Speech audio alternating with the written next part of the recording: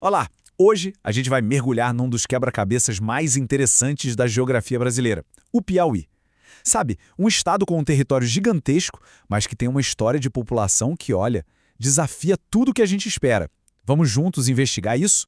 A grande pergunta que vai guiar a nossa conversa é exatamente esta. Como pode um estado tão grande, o terceiro maior do Nordeste, ser tão vazio?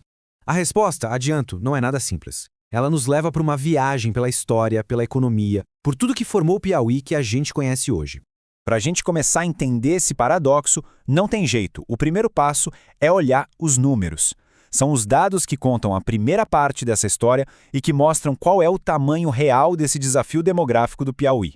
Primeiro de tudo, a população total, em torno de 3,3 milhões de habitantes. À primeira vista até parece um número grande, né? Mas a verdade é que para um estado do tamanho do Piauí, essa é uma das menores populações de toda a região Nordeste.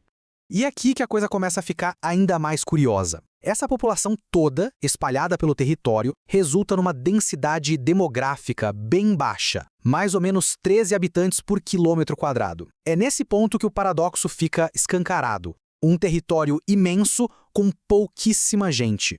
Agora, para se ter uma ideia do que isso significa, a densidade do Piauí não é só baixa, ela é a menor de todo o Nordeste. Fica muito, mas muito abaixo da média da região e também da média do Brasil. Isso basicamente confirma o Piauí como um ponto totalmente fora da curva.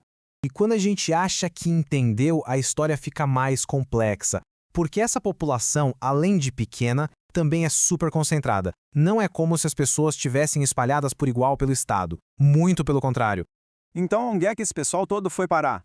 A grande maioria está aqui, ó. Quase um terço de toda a população do estado mora na região da capital, Teresina. E o resultado? Áreas gigantescas no interior ficam praticamente desertas, quase vazias mesmo. Tá, mas como é que o Piauí chegou nesse ponto? Para a gente entender o presente, a gente precisa dar um pulo lá atrás, na história. A chave para desvendar esse enigma da população do Piauí está justamente na sua formação tanto histórica quanto econômica. E aqui está o pulo do gato. Pensa só.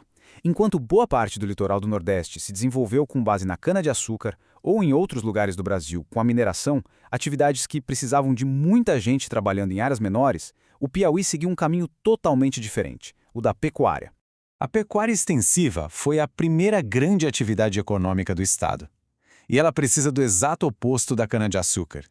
Territórios enormes, gigantescos para o gado pastar, mas com pouquíssimos trabalhadores para cuidar de tudo. Isso moldou o jeito que o estado foi ocupado desde o comecinho, sem nunca precisar de muita gente. Beleza, essa é a raiz histórica do problema. Mas e hoje? Como é que esse passado tão ligado ao campo desenha a realidade do Piauí agora? O impacto nas cidades e na economia é direto. Pois é, o resultado daquele modelo lá de trás é uma população que hoje, em sua grande maioria, é urbana. As pessoas foram se concentrando em poucos lugares, principalmente em Teresina, buscando oportunidades que já não existiam mais no interior. E essa galera toda nas cidades está trabalhando com o quê?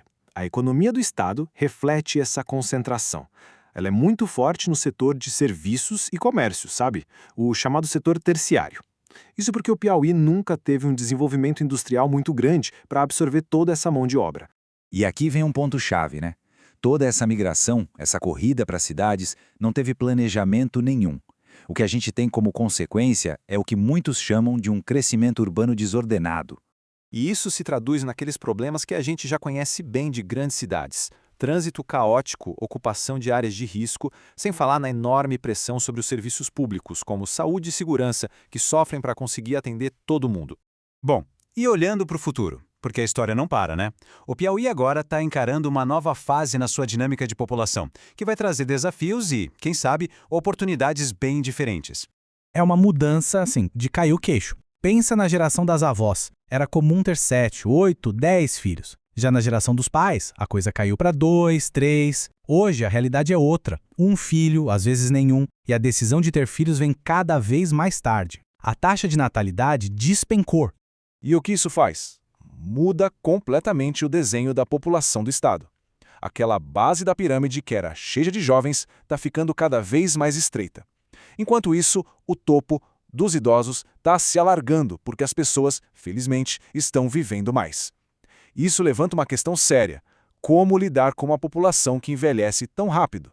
E a gente termina com essa reflexão. A história do Piauí foi moldada por seu território imenso e seu aparente vazio. A grande pergunta para o futuro é: como que esse perfil de população tão único no Brasil pode deixar de ser um desafio histórico para se tornar uma vantagem estratégica? Talvez o caminho esteja em um desenvolvimento mais sustentável ou em novas economias que valorizem justamente esses grandes espaços. Fica aí a questão.